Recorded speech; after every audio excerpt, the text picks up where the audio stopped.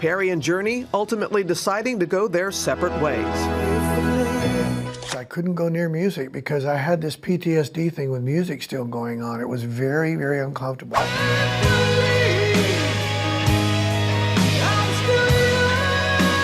It wasn't the roar of a crowd that did it, not the weight of a spotlight or the echo of a stadium. It was silence.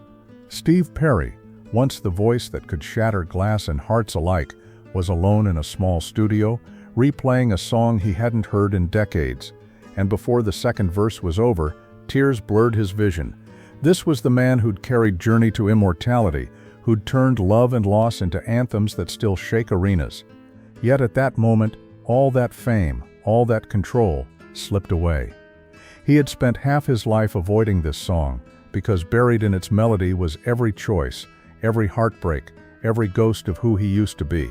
Stay with me, because what you're about to hear isn't just a story about music, it's about the one song that forced Steve Perry to face everything he ran from, the fame, the silence, and the love he never truly got over.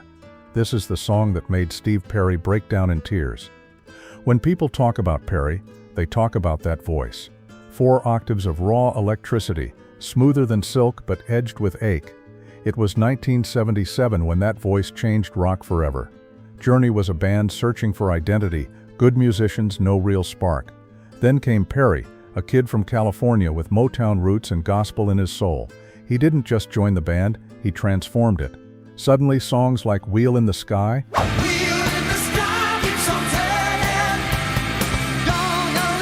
and Lights weren't just radio hits, they were confessions.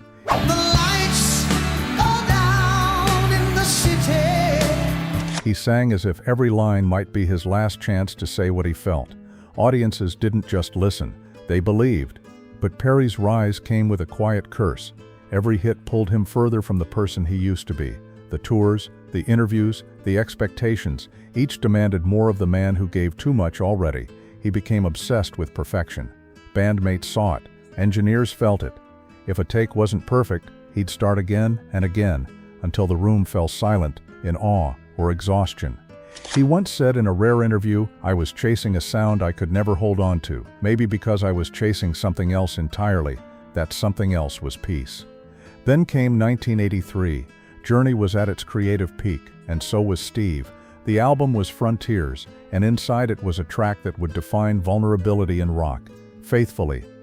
Wheels go round and round, my mind. Jonathan Cain wrote it, inspired by the loneliness of touring, but when Perry sang it, it stopped being just Cain's song.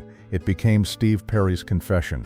He sang, "I'm forever yours, faithfully." I'm forever yours. To the crowd, it was a love letter to every fan, but for Perry, it was aimed at one woman, Sherry Swafford. She was his muse, his calm in the chaos. Not a celebrity, not a headline, just someone who understood him before the world did. Their relationship was beautiful and doomed. Because loving a man the whole world wanted was never easy. As Journey conquered the charts, Sherry watched him disappear into the noise. Fame turned into a wall between them. She once reflected years later, "It was like being in love with a ghost. He was there, but not really." That heartbreak became art. In 1984, Perry released his first solo hit, "Oh Sherry." He poured their story into every word. It was passionate, it was pleading, and it was goodbye disguised as devotion. The video showed them together, but behind the cameras, they were already breaking apart, and once it was over, something inside Steve Perry shut down. He kept performing, kept smiling, but he wasn't the same. By 1987, after Raised on Radio, he quietly slipped away from Journey.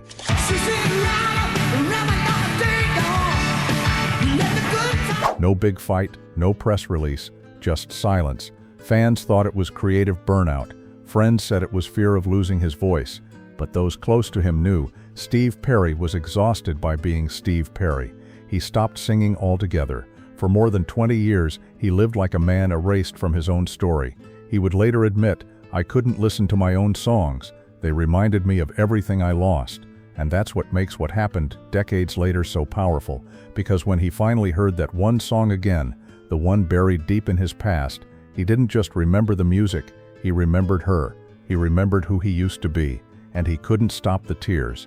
The same voice that once filled stadiums with power was now trembling in a quiet room, as if singing back to the man he had been. And for the first time since leaving Journey, Steve Perry allowed himself to feel it all. The pain, the gratitude, the years of silence that were never really silent. That moment would lead him somewhere he never expected, to the stage again, to the microphone he'd sworn off, and to the realization that sometimes the song you fear most is the one that saves you. For years, Steve Perry avoided his own reflection and his own songs. He lived quietly, slipping in and out of small towns where few recognized him. He stopped performing, stopped recording, even stopped humming to himself. People would ask, when is he coming back? But the truth was, he didn't know how. The world had moved on, and in his heart, the music was tied to too much pain. Decades passed. Then one night in 2011, he got a call. A close friend, a woman he loved deeply, had been diagnosed with cancer. Her name was Kelly Nash, a psychologist and cancer survivor whose strength left him awed. When he met her, something in him woke up again. Kelly didn't care about who he used to be. She cared about who he was now. They would talk late into the night, laugh and share memories. She knew the songs, but she never asked him to sing them. Maybe she knew he wasn't ready. But as her health began to decline, she told him something that changed everything. "Don't disappear again," she said softly. "Promise me you'll sing." That promise haunted him. When she passed, Steve Perry's world fell silent once more, but this time, it wasn't avoidance, it was grief. And one day, sitting in the quiet of his home, he pressed play on a song he hadn't touched in decades. A song that had been recorded back when the world was his stage, and Sherry's love was still alive. The first piano notes hit, and he froze. It was Faithfully. We all need the clouds to make us smile. The song that once symbolized devotion and distance now hit him like a confession from his younger self. Every word, every echo of his voice felt like it was reaching across time to remind him who he was and what he'd lost. He had sung it night after night on tour, watched couples embrace to it, watched fans cry to it, but hearing it now alone, he realized what the song really meant. It wasn't just about love on the road, it was about endurance, about staying loyal, even when everything falls apart. Perry said later in an interview, "When I heard it again, I didn't hear the band. I heard the loneliness, the longing. I heard the man I used to be, and that was the moment." He broke down completely. He had spent 25 years hiding from his own voice, but when he finally let it in, it shattered him. For fans, Faithfully was a masterpiece. For Steve Perry, it was a mirror. Every lyric reflected a man who'd loved fiercely, lost deeply, and carried that ache into silence. The tears that came weren't from nostalgia, they were from recognition. He once told a friend, "It's like I wrote my own goodbye years before I said it." That's what made that song unbearable and beautiful. But as the song played, something else stirred in him, not just sorrow, purpose. For the first time in decades, he walked over to the piano. He placed his fingers on the keys, uncertain, trembling. The sound wasn't perfect, but it was alive. That single act, pressing those keys, would lead him back to the studio. Slowly, painfully, he began to record again. It wasn't about fame this time. It wasn't about perfection. It was about keeping a promise. He said, "Kelly told me not to hide anymore, so I didn't." In 2018, the world was stunned when Steve Perry reappeared, older, quieter, but unmistakably himself. He released an album called Traces, and tucked inside it was something listeners didn't expect, a voice that still carried warmth, pain, and grace, but now weathered by time. Critics wrote about the comeback, the nostalgia, the legend, but to Perry, it wasn't a comeback, it was closure. He said, "These songs aren't about getting back what I lost, they're about honoring what I had." And when fans asked him which song from his past made him cry the most, his answer was simple, Faithfully. We all need the clouds to make us smile. Because it reminded him of everyone he ever loved, and everyone he couldn't keep. When he performed again, just once, for a small crowd, people said his voice sounded different, softer, more human. It wasn't the perfection of the old days, it was something better, real. That's the part most fans don't understand. The tears weren't about weakness or regret, they were about finally forgiving himself for walking away. The song that once symbolized his loneliness had now become the key to his healing, and when he sang that final line, I'm forever yours, faithfully.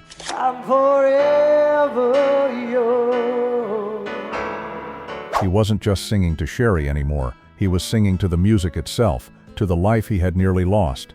That moment in the studio, with tears streaming down his face, wasn't the end of a career. It was the beginning of peace. Steve Perry realized that music, his greatest burden, had always been waiting for him to come home.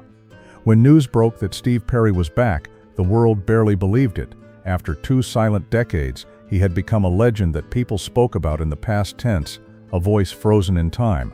But then, there he was, older, silver-haired, a little slower, but unmistakably him. Fans around the world felt like they were witnessing a ghost return to life. He didn't reappear on a big stage or a glitzy reunion tour. He chose something smaller, quieter, an interview, a few live performances, and a record that felt more like a diary than an album. In an interview, he said something that revealed everything. "I didn't come back because I missed the stage. I came back because I missed feeling alive." For the first time, Steve Perry wasn't chasing perfection. He was chasing peace. When Traces was released, fans noticed something. The songs didn't sound like the Steve Perry of 1981. They sounded like a man who had lived, loved, and lost, and survived it all. In tracks like No Erasing, No erasing. I felt this. and In the Rain, his voice carried warmth where there used to be fire. I wish you could see tonight. He didn't stretch for the high notes, he let them rest, and somehow that made it even more powerful. He said softly in one interview, "People ask if I can still sing like before. I tell them, no, I sing like now." It wasn't just a comeback album, it was a confession. During press tours, the question everyone avoided eventually came up, "Have you spoken to Sherry?" He smiled, a little sad, and said, "No, but she's forever part of my life." That song was real. It came from a real place. I'll always wish her peace and happiness. There was no bitterness in his tone, just gratitude. Because by then, he had learned something most artists never do, that sometimes the most painful chapters are the ones that make you human. And when journalists asked about Kelly, the woman who inspired his return, he paused for a long time. You could hear his breath tremble through the microphone before he spoke. "She's with me every day. She reminded me that I still had a voice, that love doesn't leave, it just changes form." That one sentence told fans everything. Kelly's loss wasn't the end of his story. It was the reason he found the strength to finish it. Even without Journey, Perry's presence was felt everywhere. Every new generation of singers, from pop to soul to arena rock, pointed back to him. His phrasing, his emotion, his tone, they were all timeless. But Steve Perry never chased relevance. He didn't seek a reunion. He didn't tour stadiums or cash in on nostalgia. He just made music when it mattered, when it was honest. In one conversation with Rolling Stone, he was asked if he would ever sing Faithfully live again. He smiled faintly and said, "If I did, I'd probably cry again. But maybe that's okay." That simple answer carried decades of meaning, because the song that once broke him now brought him calm. Fans who saw his rare appearances noticed something they hadn't before. The voice that once roared across arenas now trembled with vulnerability. He didn't hide it, he embraced it. He often said he no longer wanted to perform, he wanted to communicate. There's a difference between hitting notes and telling truth, and by that point, Perry was done chasing perfection. He was chasing connection. The man who once stood at the center of a musical empire now stood quietly behind a microphone, closing his eyes as if speaking to ghosts, to Sherry, to Kelly, to his younger self who never got to rest. That's what people felt when they heard him again. It wasn't nostalgia, it was recognition, the sound of a man who had finally forgiven his past. In a touching moment during an interview, Perry admitted that sometimes he still listens to his old recordings, not for the fame, but for the memories. He said, "When I hear those songs now, I don't hear success. I hear a kid from Hanford, California, who just wanted to be heard, and I think you did okay, kid." That quiet pride, mixed with loss, made fans tear up, because they realized something he had always known. Fame fades, but the feelings never do.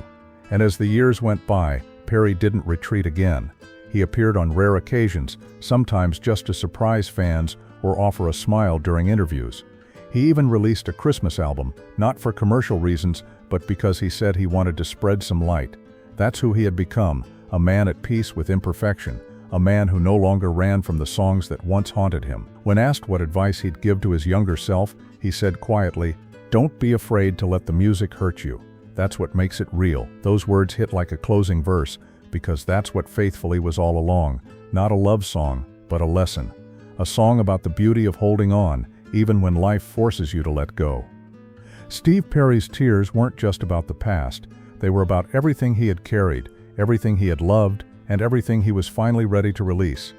The man who had once vanished without a goodbye was now giving one, not to fame, but to the pain that came with it. And as his voice trembled through those old lyrics, one truth became clear. The same song that made him break down in tears was the song that set him free. When people talk about Steve Perry now, they don't talk about fame first. They talk about feeling, because long after the charts stopped spinning and the tours ended, his voice still reached people in a way few ever could. Even now, decades later, someone somewhere is falling in love to open arms.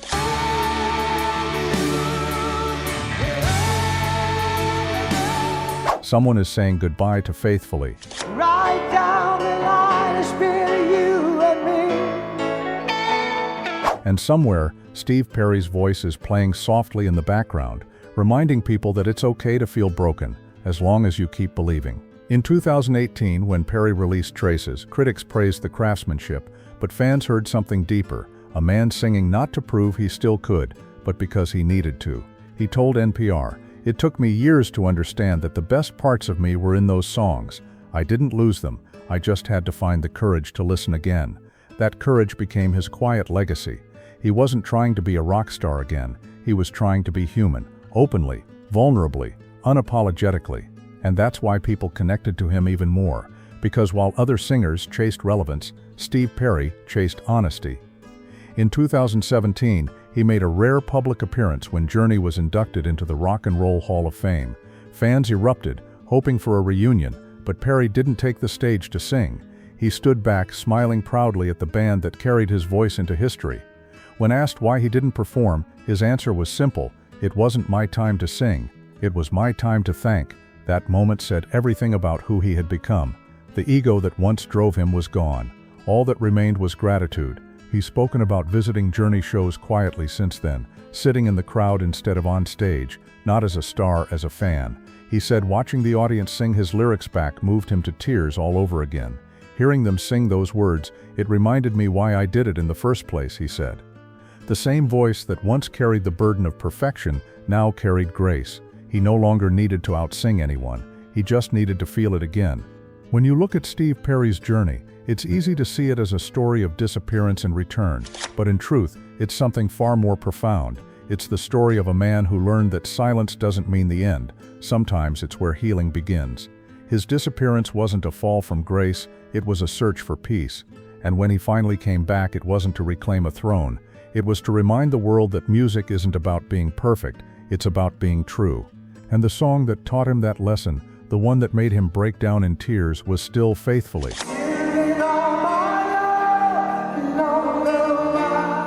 Because that song had grown with him. When he first sang it, it was about love on the road, distance and devotion. But decades later, when he heard it again, it became something else entirely. It became a letter to Sherry, to Kelly, to the fans, and maybe even to himself. "I'm forever yours, faithfully." Those words meant something different now. They weren't about romance anymore, they were about life, about staying loyal to the parts of yourself that the world can't take away. When he broke down listening to it, that wasn't weakness, it was release. He had spent so many years being the voice of Journey that he forgot what it meant to just be Steve. And when he finally faced that song again, it gave him permission to be both. That's why, when he sings today, whether in interviews, in the studio, or even just humming in the car, he doesn't sound like the man from the 1980s. He sounds like someone who survived his own story.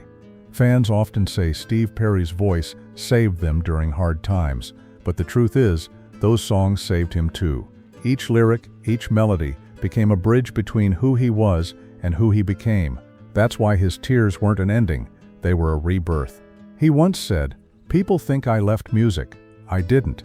I just carried it differently for a while." That line stays with people because it explains everything. He didn't abandon the stage, he carried the music in silence until he was ready to share it again. Now when you listen to Faithfully, You go round and round, you're on my mind. it's hard not to think of that moment.